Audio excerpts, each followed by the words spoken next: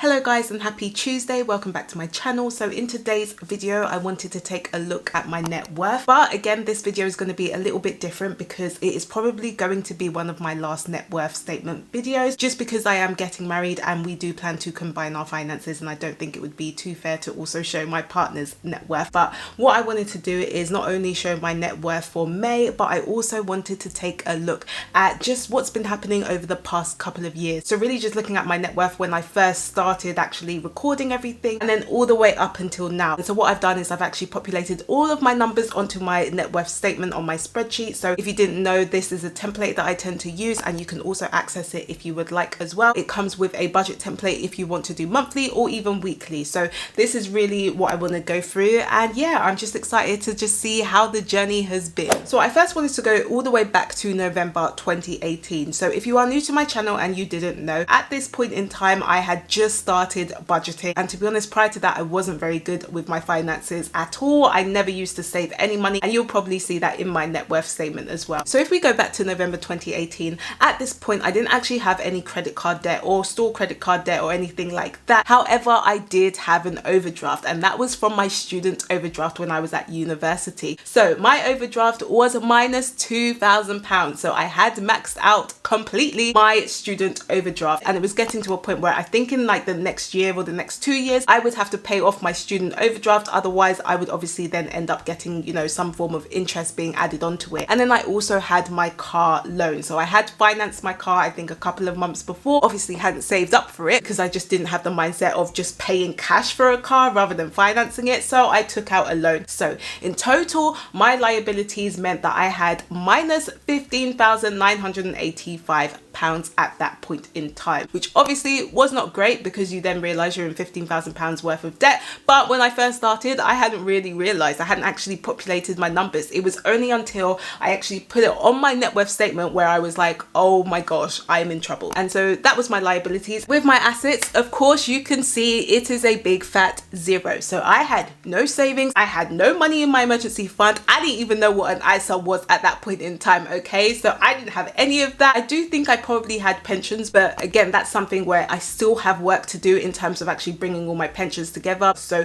really my total assets were absolutely zilch. I literally had nothing, which obviously wasn't great. Again, I think the penny really dropped when I actually then put my numbers in my net worth statement, and then I could see the red basically, where I realized that my total net worth was an absolute minus. And being aware that obviously this doesn't include student loans in this, so obviously if it was student loans then it'd probably be a lot more. But again, when it comes to student loans, for me personally, I tend to do two net worth statements, one with and one without. And the main reason being is just because of the way my situation is now. It wouldn't really make sense for me to overpay on my student loan, especially because I am from the UK and our student loan plans are very, very different. Again, I do have a video explaining that in a bit more detail. If you do want to check that out, I will link that up here for you and in the description below. But yeah, minus 15 grand weren't great, but let's take a look at the next 3 months and see if there were any significant changes. Obviously, when it came to about February 2019, I still had my overdraft, so that was clearly maxed out, and I was also paying off my car. Now at this point I don't think I was actually overpaying on my car yet. I was really trying to just get some savings because I realized that I would want to have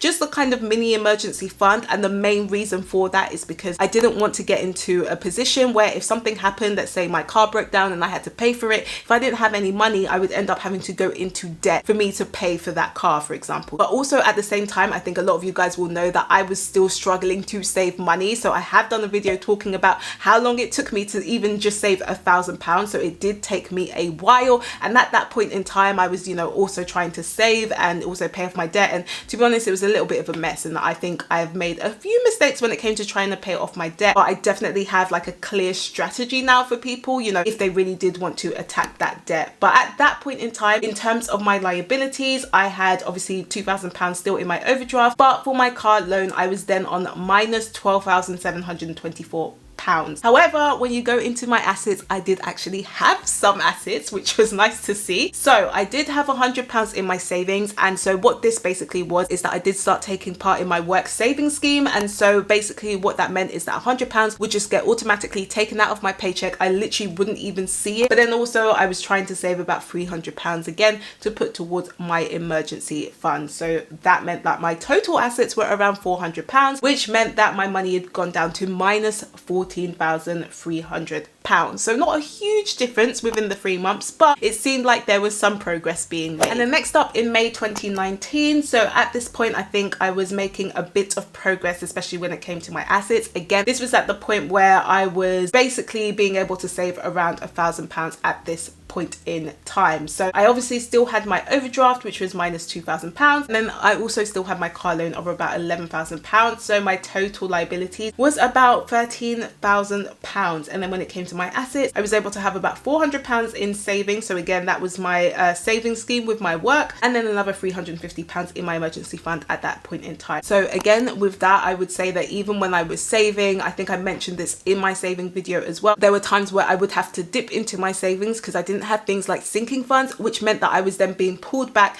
and then it would take me longer just to save £1,000. So at this point in time, this is kind of what was happening over there, but I was starting to make progress, which was fabulous to see. So by the time it got to August in 2019, I think this is really where my sort of savings really started to shift and actually just really accelerating my progress when it came to paying off my debt. So I think at this point, this is really when I started to actually pay off my debt. So you could still see that I still had £2,000 in my overdraft, but I was then starting to really attack the car loan as well. So again, that meant that I had gone down to about £10,000 in my liabilities. But then also when it came to my assets, I did actually have quite a lot of savings. So I had about £700 at that point in my savings scheme, which was amazing to see. And I'd also got about £1,000 in my emergency fund. You will probably see though that I then ended up having to use my emergency fund for something. I don't really remember what, but it meant that I had to dip into my emergency fund. But an emergency fund is there for a reason. So, you know, it becomes an inconvenience rather than a disaster. Yeah, at that point, my total assets were about £1,700, which meant that my net worth was only minus £8,000. And so you could see that I was really starting to accelerate my progress, which was great to see. And then obviously we get to November in 2019. And so this is kind of really where I started to make a mistake. And one thing I would say, if you are trying to pay off your debt, choose one strategy. Just choose one strategy and stick to it. Because the mistake that I made is I then thought, oh, actually, maybe I should start the debt snowball method and try and pay off my student overdraft. And so I then put money into my student overdraft and then obviously didn't put that much money into my car loan. And I think that's a mistake, because I think for me, just focusing on one thing and actually just attacking that car loan would have been a lot more beneficial for me, rather than, you know, just trying to pay off the overdraft and then start paying off the car loan. Really, if I was to do this again, I would just keep to the car loan, pay that off, and then attack my overdraft, which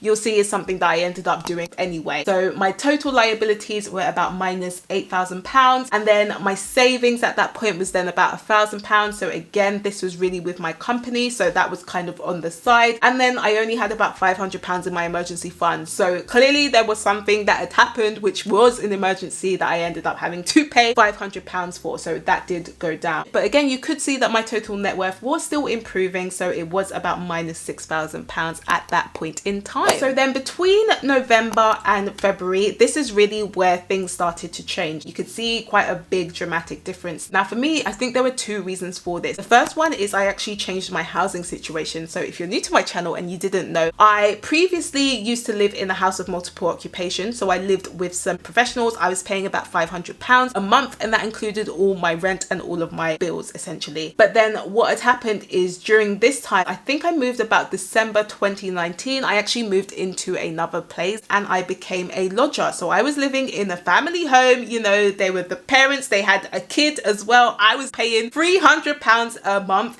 The reason why I wanted to do that again is because I wanted to attack this debt. For me, it had just got to a point where I just didn't want that debt anymore, and I knew I had to do something to pay it off as soon as possible. So I decided to become a lodger, and that's essentially what I did. So I was paying £300 a month. Of course, that would include my rent and all the bills and everything. And so it meant that I could save an extra £200 a month, which for me was an absolute game changer for me. So just really thinking that at this point in time, I hadn't even increased my income at all. Okay, so the only increased income I had was like a 2% increase from my work, and that was just so that my paycheck could keep up with inflation. Okay, so everyone got that. So for me, this was really going to be a dramatic thing. I hadn't really heard of things like increasing your income or, you know, doing things online or anything like that. I hadn't heard of any of that. So really, I just tried to cut my expenses as much as possible. Now, if I was in this situation again, I probably would do both. I would really try to cut my expenses, but I would also try to really increase my income as well, because then I could have accelerated this a lot quicker. But at this point in time, by February 2020, I obviously still then had my overdraft. So basically, I then took the money out of my overdraft and then put it towards my car loan. And so that meant by February 2020, my car loan had gone all the way down to about £4,000. And so my total liabilities was only minus £6,000. And then I also had quite a lot of savings at this point in time. So I had, well, quite a lot of savings. That's what I thought was quite a lot of savings anyway. I had about £1,400 in my savings scheme, and then also I had my emergency fund of £500. So everything else again I then tried to put towards my car. Another thing that happened also during this time is that I had previously been in a car accident, so in 2018. From that accident I actually ended up getting paid out as well. The main reason was because I had things like whiplash and stuff like that, so they ended up paying me quite a bit. I think it was about £2,000 to £3,000 because of that. And so what I did is at that point in time I also put most of that towards my car loan, and then also I saved some of it as well. Now I didn't save it just so I could go and enjoy myself and take a nice holiday. No, what I did is I then made that into like my own sinking fund. What I did is I actually took that savings and then put that aside for my car. So this was really so that I could have money for things like insurance, road tax, road coverage, all of that. It meant that I didn't actually have to save for it, and I just literally just put that money to the side. So that's basically how I use the money. And to be honest, if you'd have told me that 2 years ago, I probably would have spent it on holidays. I'm not even going to lie to you, because I was not great with my finances. But I think because I was then going through this journey of trying to pay off my debt, I knew what I had to do, and so I was actually quite smart with my money, which was great to see. So that meant that in May 2020, you will see that actually I ended up paying off my car loan completely and also paying off my overdraft as well. So that really just cleared it all off, which was fabulous. But what I'd basically done is I then took some of my savings and actually then attacked that debt as well. The only reason why is because I knew I was getting paid the next month, and so I knew that I would have all this extra money, so that would just go straight towards my emergency fund. So that's kind of really what I did at that point in time. And yeah, I was then able to pay off by May 2020 and not have any high interest debt at all. So obviously by August 2020 I didn't have any liabilities, which was great. The only thing is that you can see that I didn't actually increase my money either. So I still had £1,000 in my emergency fund. The main reason why that didn't actually move is because I then ended up saving up for our wedding. So I actually ended up saving up cash for the wedding, still had £1,000 in my emergency fund, and at that point in time obviously most of us were at home because we did still have really a lot of restrictions. So I knew that I wasn't really gonna have any problems, and again my expenses at that point in time were very, very low. I think they were probably less than £300 or something. So again, that probably would have lasted me like 3 months. So for me, £1,000 was enough to be an emergency fund, but then obviously I then wanted to build on that once I had then paid for my wedding. So then moving over to November, obviously it's great that I didn't have any liabilities, which was fabulous to see. But then also I had actually some savings, and I also had £2,000 in my emergency fund, which again probably would last me about 5 to 6 months, I would say. And then also I was starting to invest as well. So I did have around £700 in my stocks and shares ISA, which was great. So you can see that my net worth at that point in time meant that I had just over £3,700, which was great to see. And then yeah, now moving to February and May, obviously most of you guys will know that I do still have that same emergency fund of about £2,000. I've also got savings as well. So myself and my partner are really trying to save up for a buy to let. So that's really where our savings is going towards. And then also I am still investing in the stock market as well. So that went up by about £1,300. And now moving on to May, of course, there's about £5,000 in savings, about £3,000 in the emergency fund. And then also I've got just over £2,600 in my stocks and shares ISA. So I just wanted to have a quick look at my summary, and you can kind of see the difference and the dramatic growth, I think, which